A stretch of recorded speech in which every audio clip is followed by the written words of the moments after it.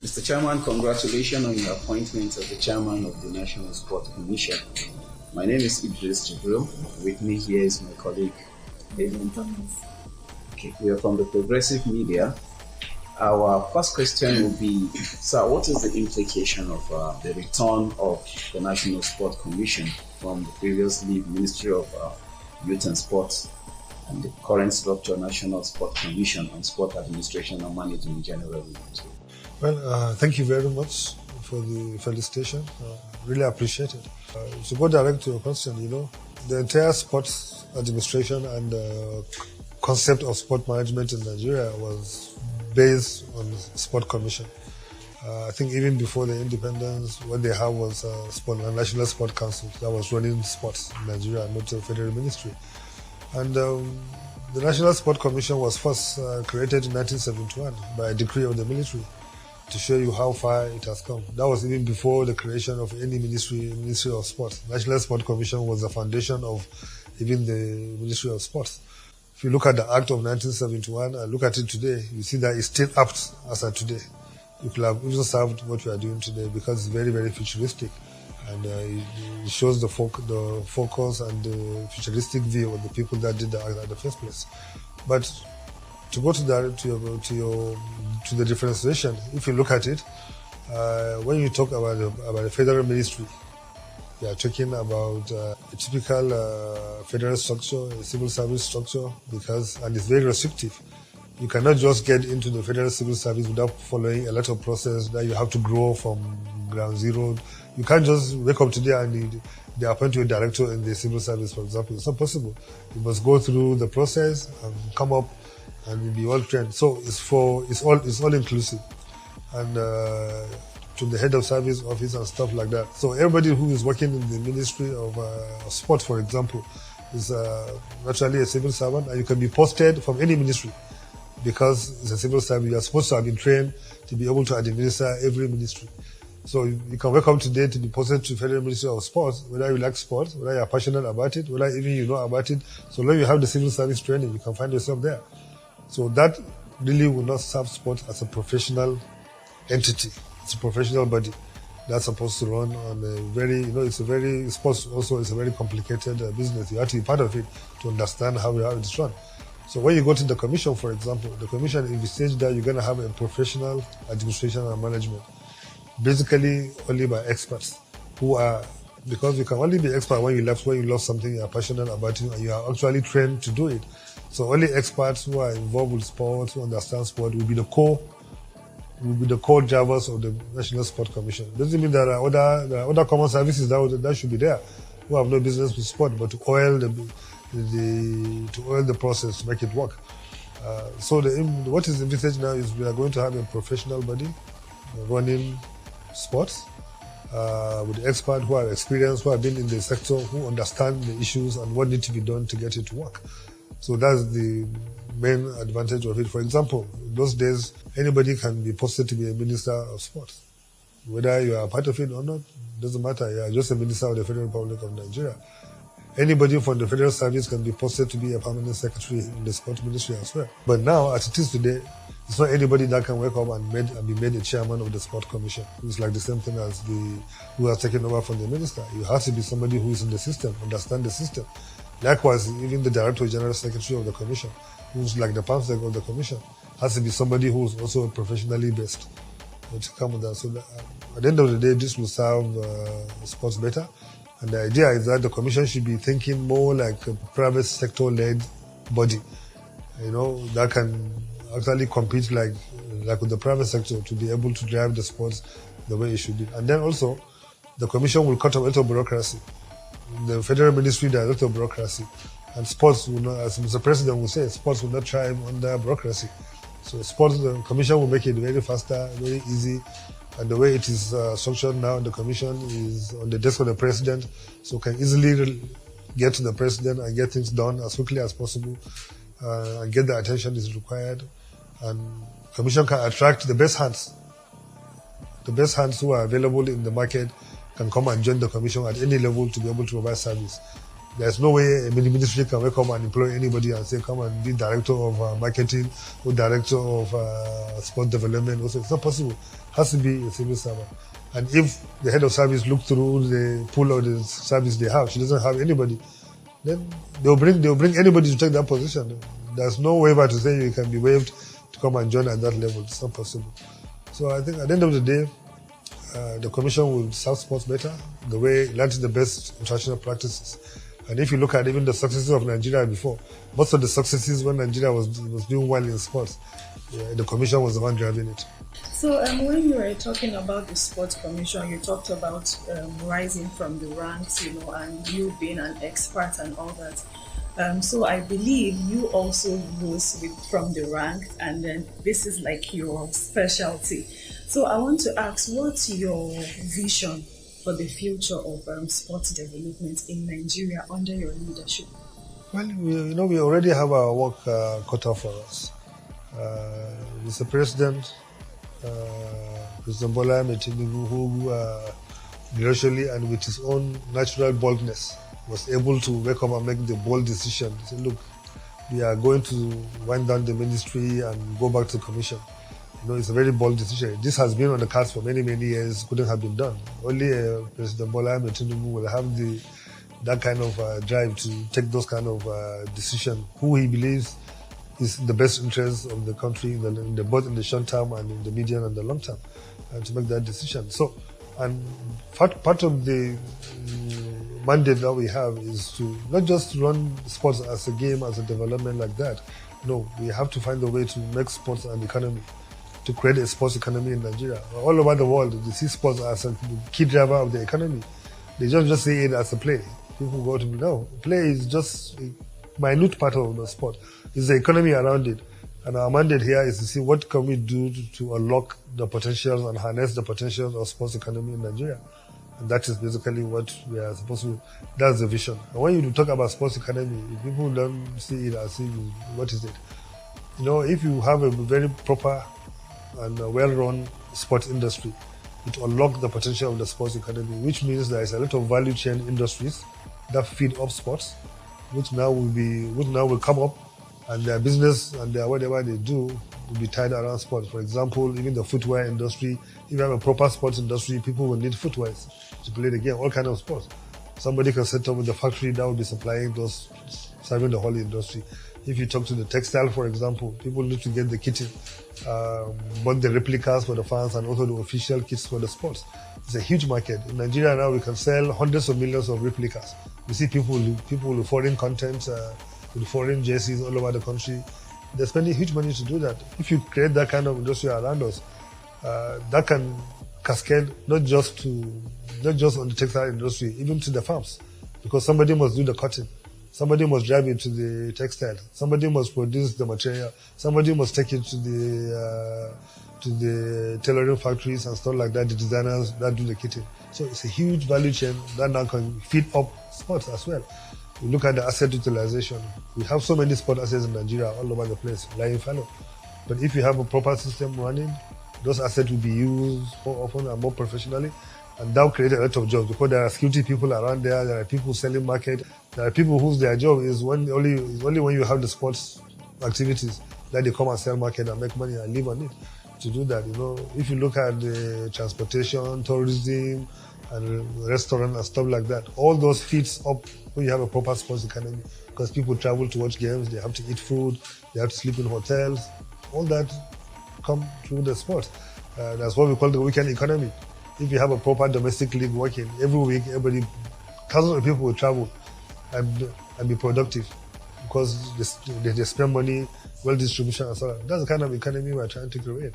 And then at the end of the day, we will start looking at how many people sports is employing directly and indirectly.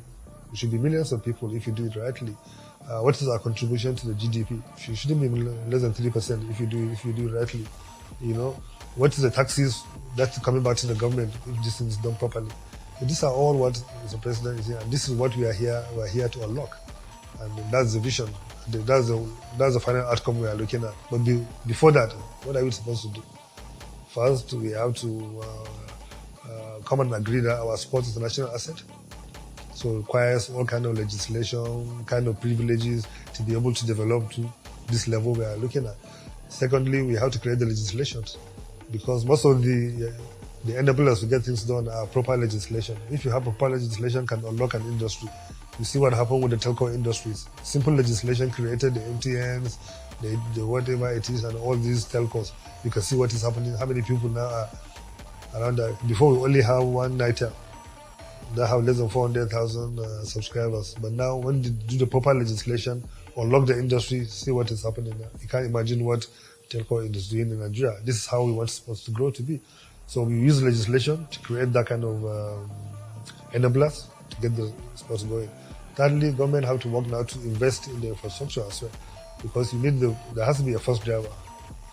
Somebody have to invest in the infrastructure to get it right, that can get this to be work. So these are the three pillars we are working on.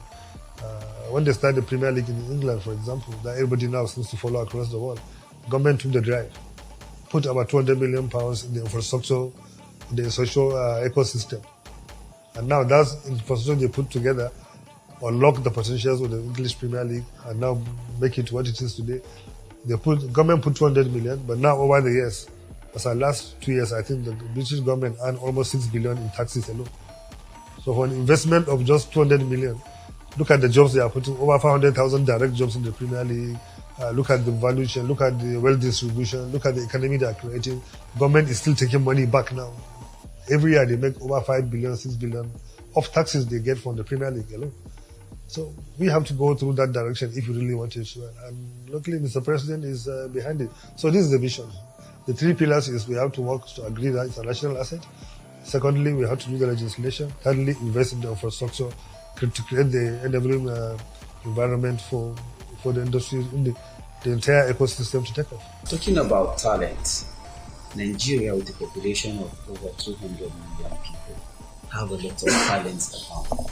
In the past, we have a lot of talent have rose through the rank from discovered on the streets to being on our national TV.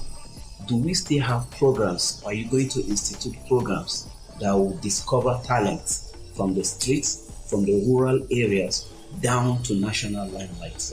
There were programs before, but they are not working. Or they have derailed. So we have to bring everything back on track. That's why part of the first thing we are saying is that we have to go back to our zonal development process.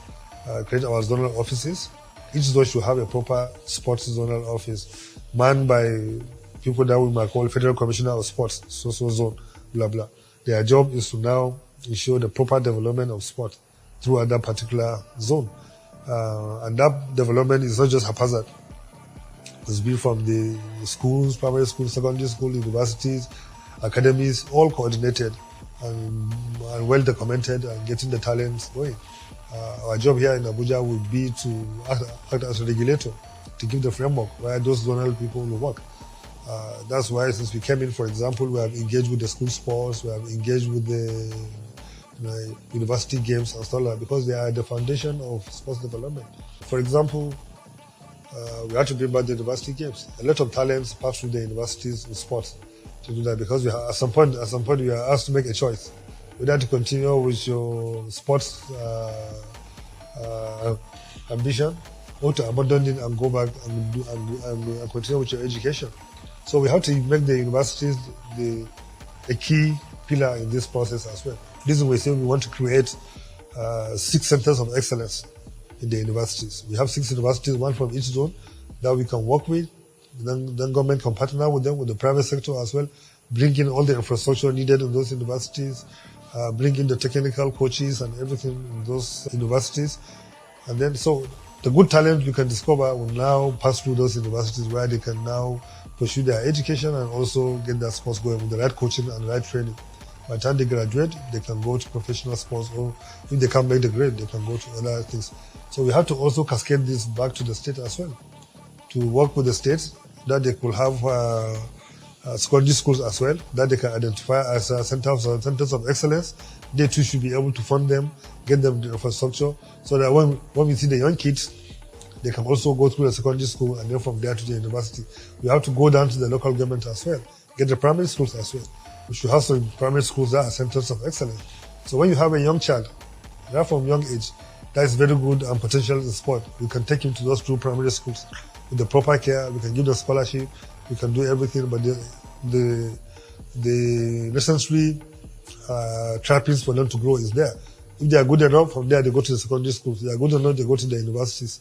Then they can go to the professionals. And then that's the only way we're supposed to grow. But we can not also do this. We have to also encourage the academies, have proper sports academies across the country, centers of excellence too, not just school, but academies as well.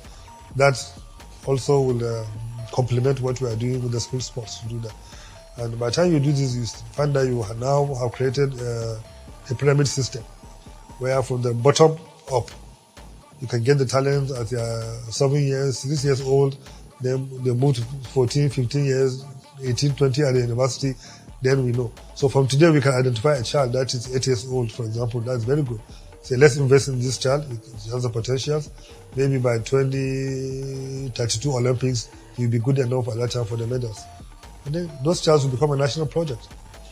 And we follow up through this system for their development to get that. It might interest you to know that in the last Olympics, about 38% of the medals won were won by students from the universities. So why would Nigeria be different? Before Nuga Games used to be top of the range. So this Sports Cup used to be something top.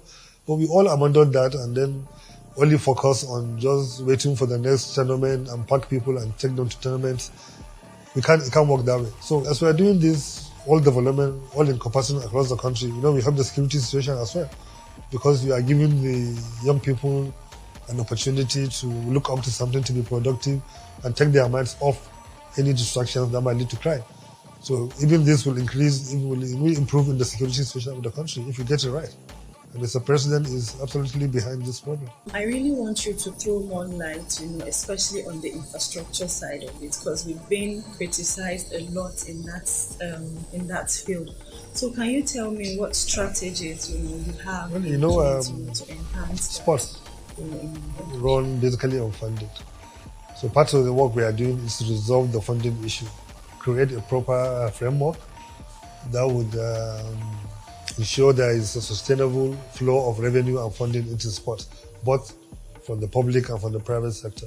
So it's part of the strategies we are working on, and it's part of what will come when we do the amendments to upscale the National Sport Commission Act. Those things could be resolved, and sports could be able to probably attract quite a decent funding that will help development and growth.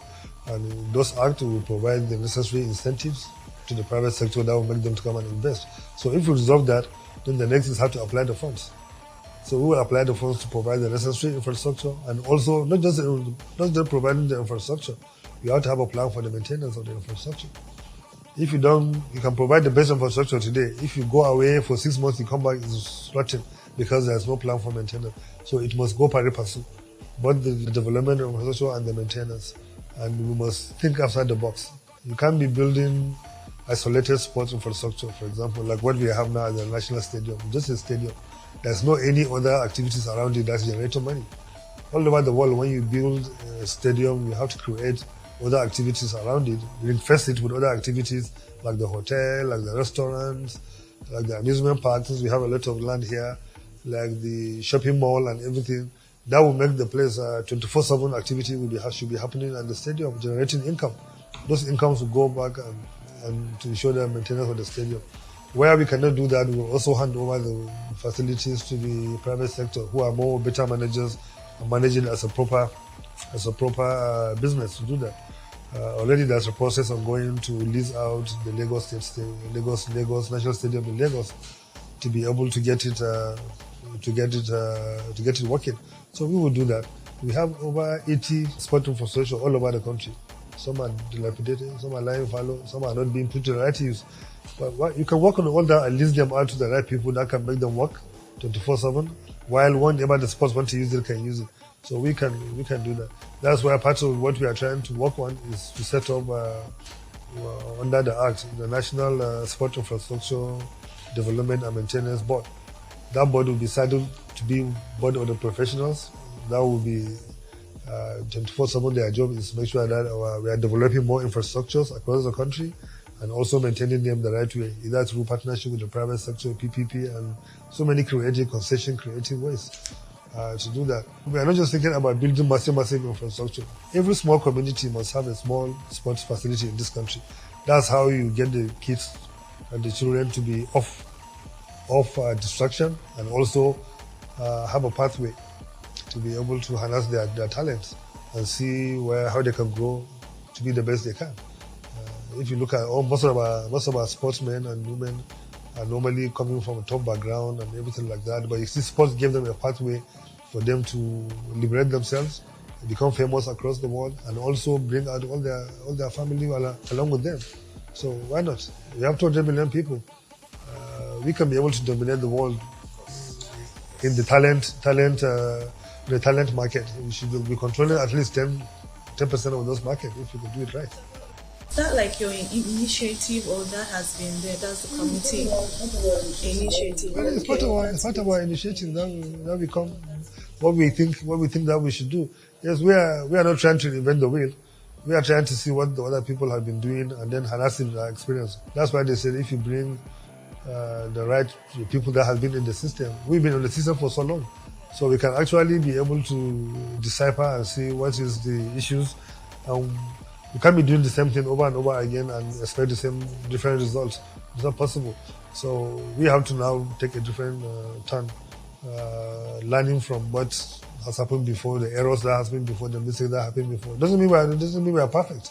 We too will just do our own and push it to a certain level, but we hope to set the foundation where it will be irreversible. Where if anybody comes, the only thing you could do is build on what we have done. So we are not saying we are the best, very best, or we are infallible. No, it's not possible. There's always room for improvement, and you have to move with the times. But we know, we are very deliberate about it, that we want to set the right foundation, the proper structures that will be irreversible, and that will jumpstart the process. And by the time we take it to a certain level, I'm sure in the future some other people will come. But by then the framework has already been there.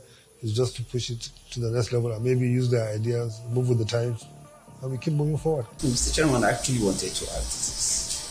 In the 80s, 90s, our stadiums used to be filled up to capacity. When you have teams like Abiola Games playing football and the rest. But these days, with all the awareness about football, stadiums are always empty. Well, I disagree with you when you say stadiums are all empty. Maybe you are not following the football.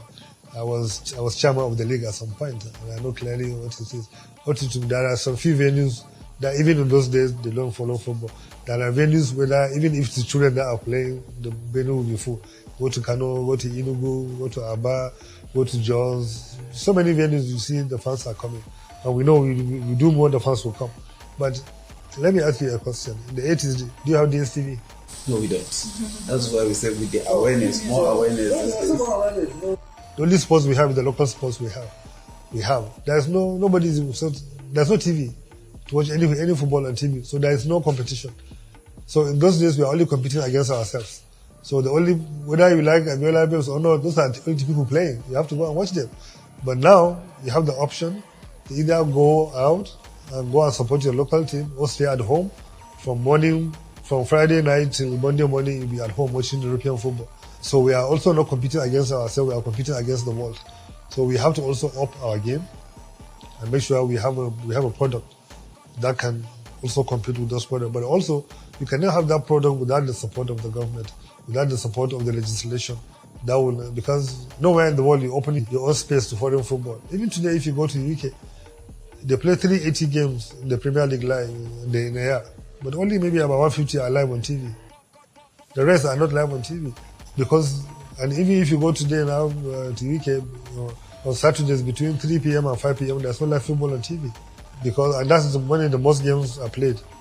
Because they want people to leave their houses and go to the stadiums. Because that's the economy. Over 3 million people leave their houses every week and move around UK watching football. If they put everything live on TV, would everybody go out? They will all stay at home and watching on TV and be consuming that. But here, we have 380 games live, international football. We can stay at home and watch. And there's no control over it. So that's why we engaged. Even before I come here, I was part of the people that led the group to engage with the National Broadcasting Commission. There has to be some regulations that protect and promote domestic sports. That's why the sports rights of the National Broadcasting Commission was enacted. It provided the protection and the enablers that would ensure our domestic football also develop pari passu. We can't say we are closing our airspace to foreign football, no.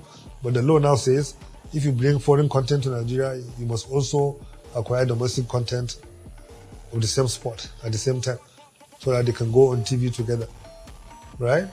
And so that means our games will go pari passu with the foreign football. And then also the advertising. If you are advertising during foreign sports on TV, you also have to advertise during domestic broadcasts on sports in Nigeria, so that the broadcasters will earn money to do that. And so all those laws are there, but enforcement is what was lacking, and also the infrastructure for us to produce the games. Because you must produce the games to be able to compete, to do that. So we can't sit down and say, oh, before it used to be full. No. Even now, go to Gombe, you can't find a space in the stadium when they are playing. But because the games are not on TV, always, as it should be, so people don't see it. Promotion, the marketing, the packaging is a bit suspect as part of the system, so I know the difficulties to do that. So we are working to resolve that, to do that, so that we can compete. But you can't compare the 80s and now. I can give you a story. 1995, just 1995, which is not too far away. I think at that time there was only one house or two in Kaduna that have DSTV. And Amokachi was playing the final of the FA Cup. The whole Kaduna were running to one particular house to go and watch the final of the FA Cup. So many people were outside the house, so only a group would go in and watch for 10 minutes, come out and give the other people what is happening. So, but now everybody has it on the phone everywhere to do that. So it's not about that. It's about it's a two different situation that needs to be. There's no comparison what is happening before and now. Even Maiduguri, we are having full houses today. It's supposed to be that, but it's not being captured on TV the way it should be. And we have already so attached to the foreign content that we seem to forget. Nobody seems to give more concern to the local content. So we have to be deliberate about it. You can see, for example, a state governor who is sponsoring a particular football club with his state money, and he will be invited to a function of the state club that he sponsors, but he will go to that event with the foreign club jersey.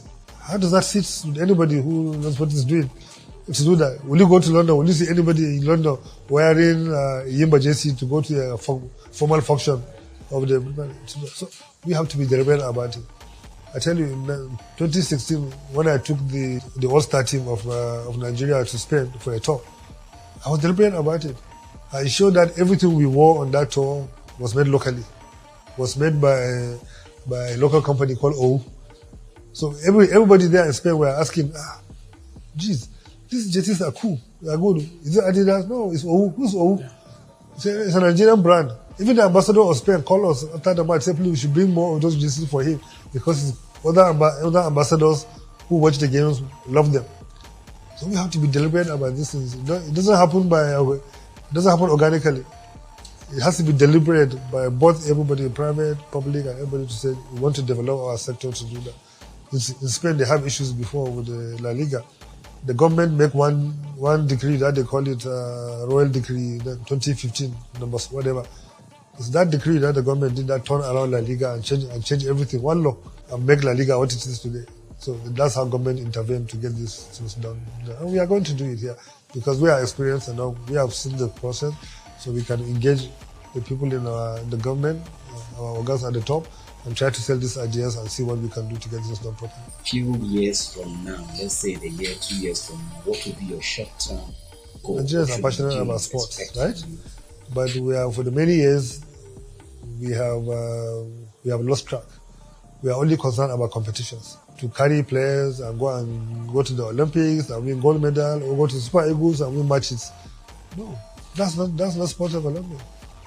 So our focus, our short-term, medium-term, and long-term goal is to develop our domestic industry so that we can be counting the economic gains of our sport.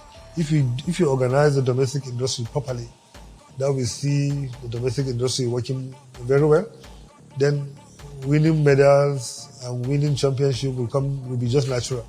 But even if you don't win them anyway, because winning can be luck. But at least if we see, for example, we say we have a target to see like 3 million people in the next 7 years being employed in sport. Our GDP should be like 3% contributed by sport. We should be one of the 10% market of the talent exports in the world. That's the indices, for example, we want to judge ourselves. We should be having proper infrastructures across the country, at least 6 infrastructures that can host global competitions, one from each zone of the country. We should also be hosting proper competitions so we can attract money into the country. Instead for us to carry our scarce funds to go and be hosting other countries, we should be hosting here so people can come here. And by the time they come, they see our country, they will now break all the whatever negatives they think is about the country, and they will come back tomorrow for tourism, and then they will come and spend their dollar here. So we should be hosting these tournaments. And the last point is to make our sport industry to be among the best in Africa and one of the top 20 in the world. But that is at the far end. Winning can be by luck, can be by anything. But so long we have a proper industry working. So even if you go to competition, we compete well. Everybody will see, oh, we competed very well. We are just not unlucky not to win. England have not won any trophy at the top level in football since 1966. But they have the best league in the world in football. Everybody wants to go and play in their league. They have the biggest money in their league. They contributed the biggest to the economy from their league. They contributed to the biggest taxes to their economy from their league. Will you say their football is not working? So a typical Nigerian mind think about the competitions, which to us is consumption. We want to think about the development, which to us is the production. So we should be more on producing than consuming. So people should judge us by the policies we put on ground, by the process we put on ground to be able to drive and jumpstart our sports economy, which we will do. Then at the end of the day, anytime we win a tournament, we win a competition, it's just a bonus, just to be happy for a few weeks and then go back to work. Period. You talked about doing things that are irreversible, and I hope with time we'll actually see the irreversible things you do. When you put a legislation, it's very difficult to reverse. Somebody has to have justification to be able to go and reverse it.